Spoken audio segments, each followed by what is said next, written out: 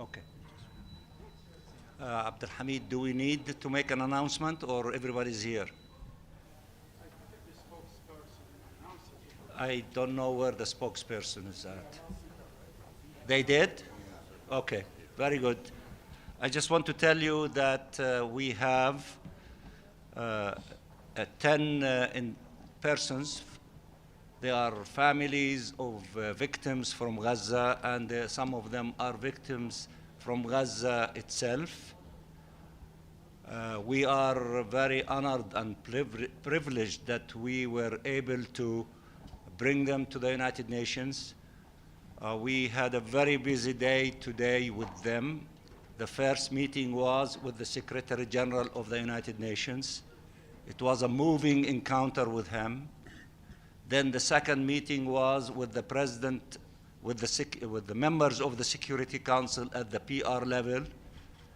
All of them were there, and it was very, very moving testimony that brought crying to many members of the Security Council and others.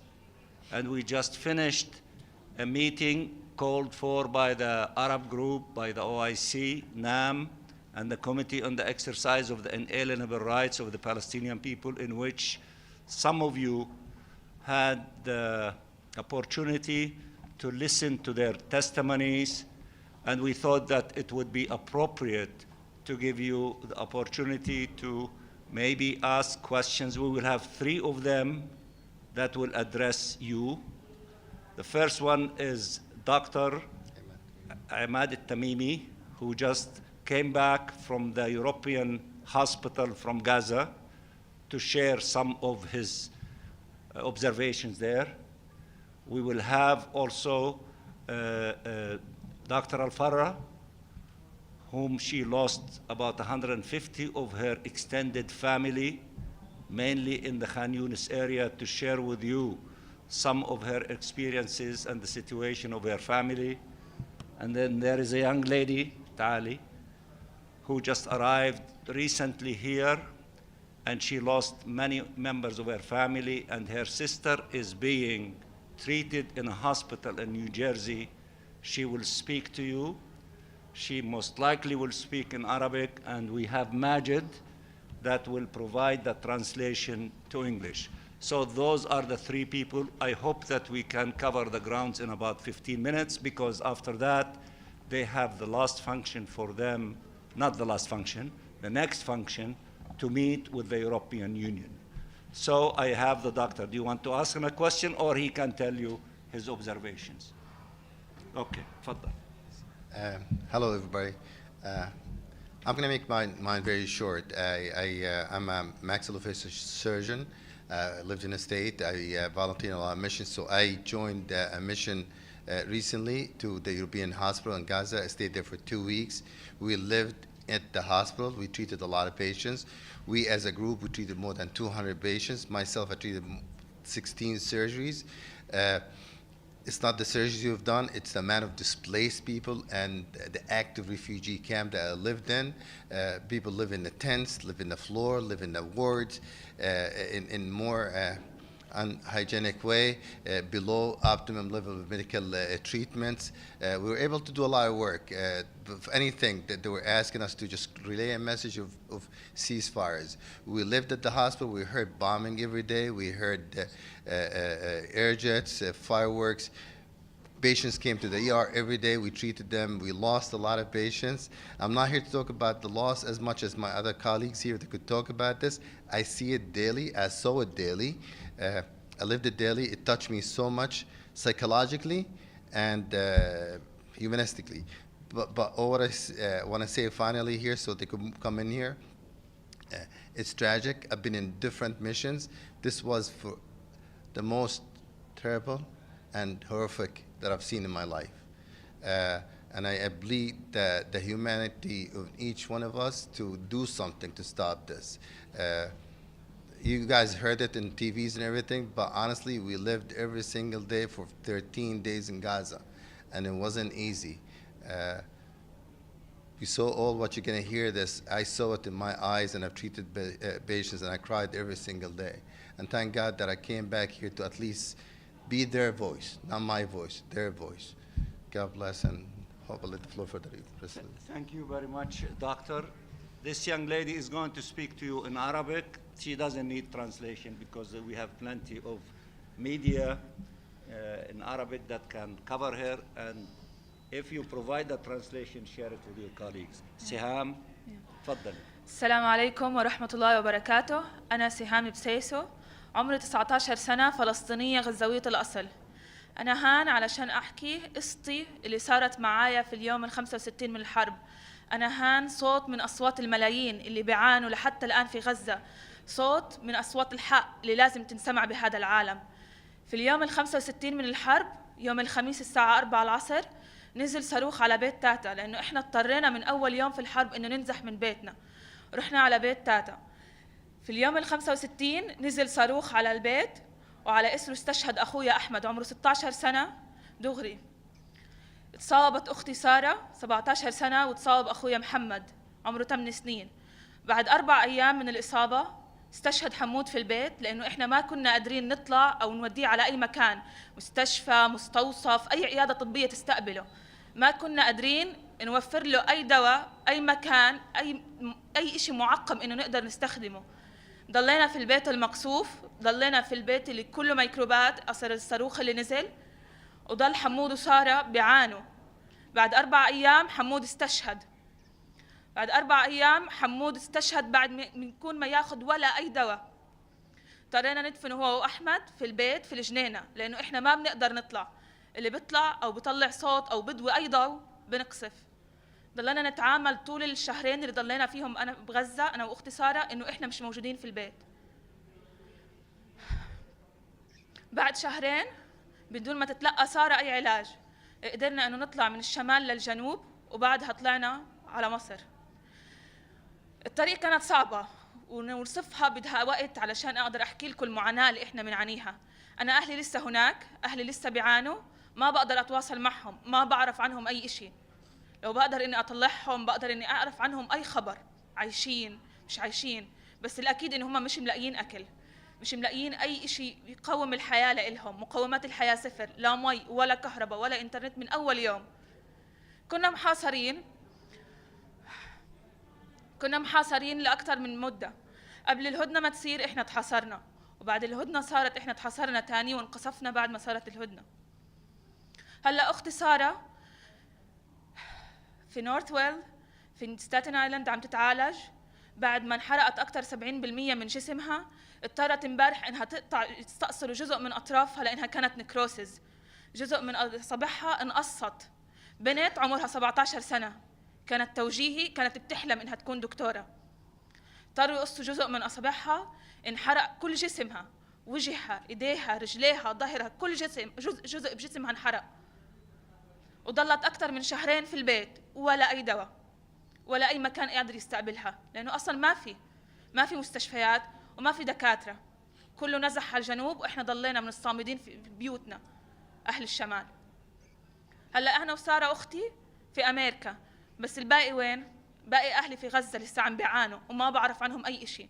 أنا قدرت إني أطلع، بس هم ما قدروا يطلعوا. لو بقدر أعرف عنهم إشي كان حكيت، بس ما بعرف. أختي سارة هلا في نورث ويل عم تتعالج، إلنا شهر إحنا وصلنا هون. إن شاء الله بتقدر توقف على رجليها تاني، وبتقدر تحكي معكم وتحكي لكم قصتها اللي صارت معها. أنا سهام بسيسو، بنت غزة. شكرا. دكتورة رولا الفرة، تفضلي.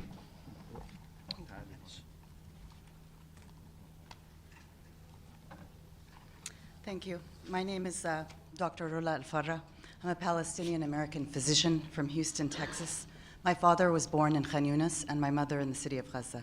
The El-Farra family is one of the largest families in Khan Yunis with over 12,000 family members, and we have been living in Gaza for centuries. Since the 7th of October, my family members, over 150 of them, have been murdered by Israel's brutal assault on Gaza, either by Israeli bombardment, snipers, or the cruel and ruthless denial of humanitarian aid, with no access to clean water, with food, equitable healthcare services.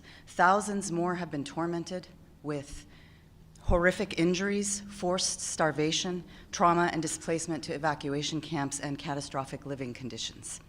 It is difficult to express this agony in just a few minutes, but I will share some stories with you. First, there have been multiple violent, multi-generational massacres of family units in the Al-Farra family.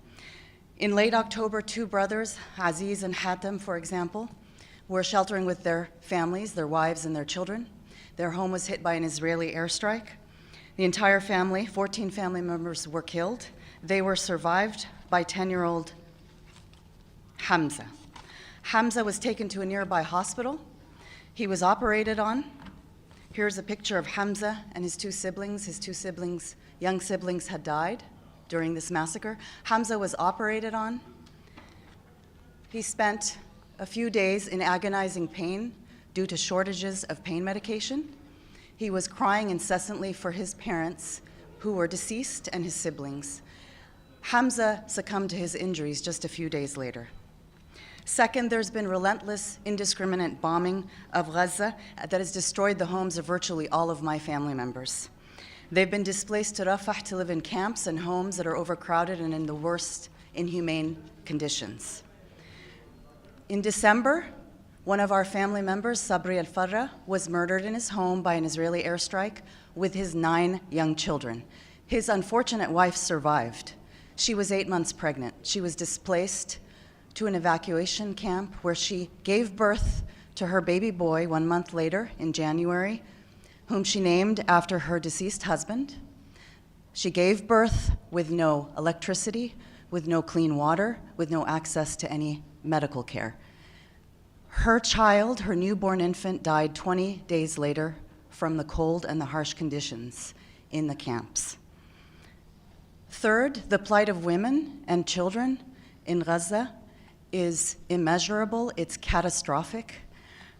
I've had a relative who put a Facebook message stating that a woman down the street from her had just given birth to her newborn baby on the rubble of her destroyed home, and asking if anyone else in the family could help her with supplies and clothing for the newborn.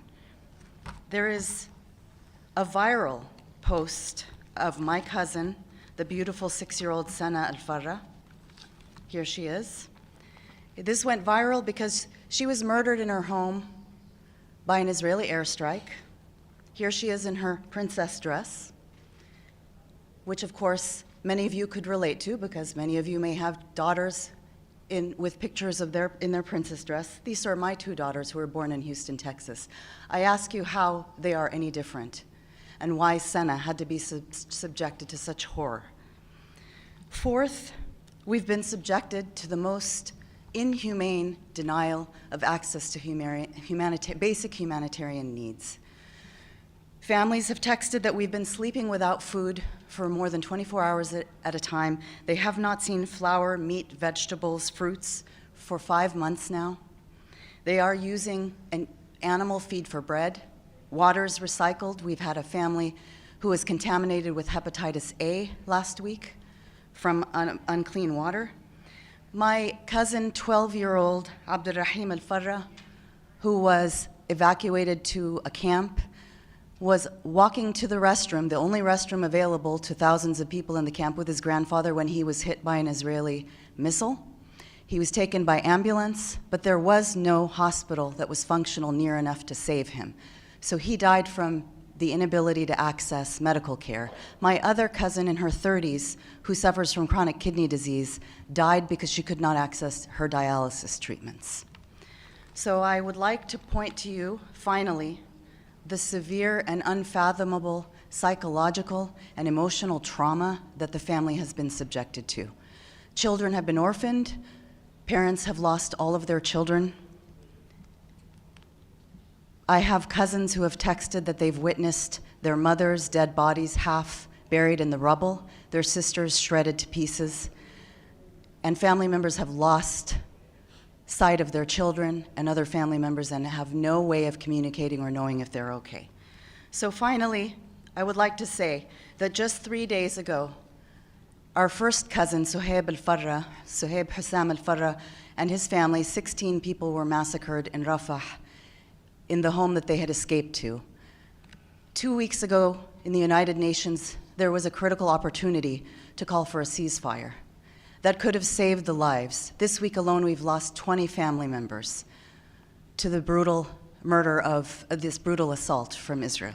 So we ask, every single minute counts. Every single minute signifies the death and destruction and agony of our people. We ask for a permanent ceasefire and a permanent solution to the people of Palestine so that we may preserve our dignity and be ensured our rights to self-discrimination, freedom, and justice. Thank you. Thank you very much, Dr. Rula El-Farra. As you see, also I want to thank my colleagues who are ambassadors from the League of Arab States and the OIC who have joined us. I want to thank the 10 Palestinians with families and stories from the Gaza Strip for sharing with you their stories. I'm so proud of them. They're making us taller, and they're making the people of Gaza and their stories alive in front of everyone and each and every one of you. Please tell their story in details. It is your duty to convey their stories to everyone. We will have 2 questions from this side. If the ladies want to ask a question, we will give the ladies, because they need to run to their next functions. Talal, then Abdul Hamid, and one of the ladies. Okay. Or 2 ladies. Okay. Talal Haj from Al Arabiya and Hadath Networks. My question is to the families.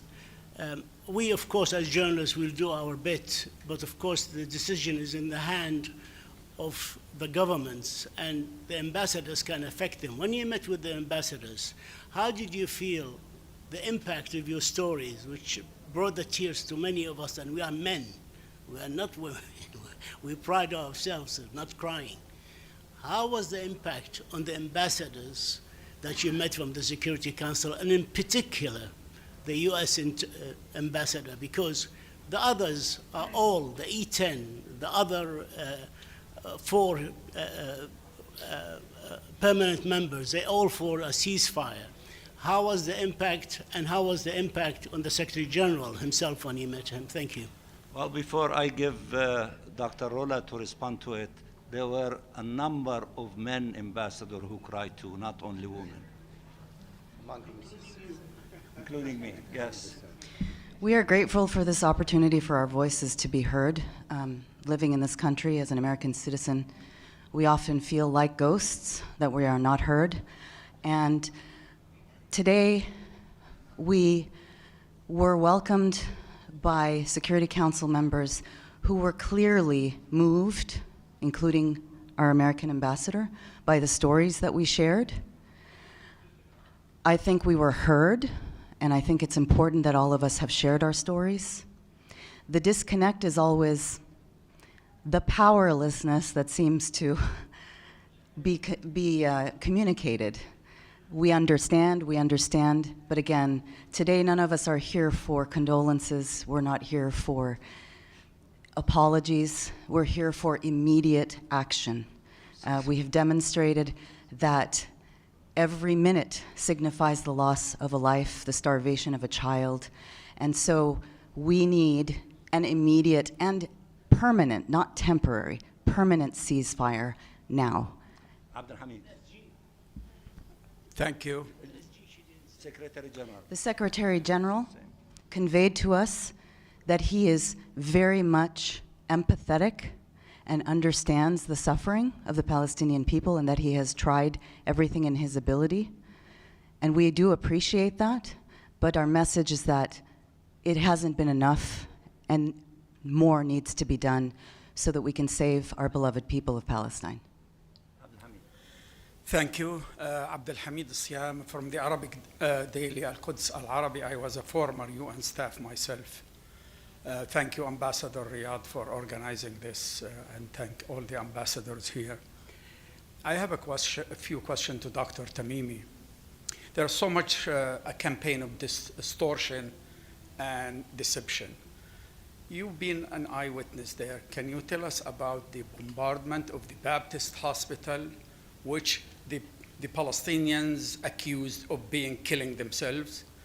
And the second distortion about the Shifa hospital and claiming there is a control and command leadership for the resistance under the hospital.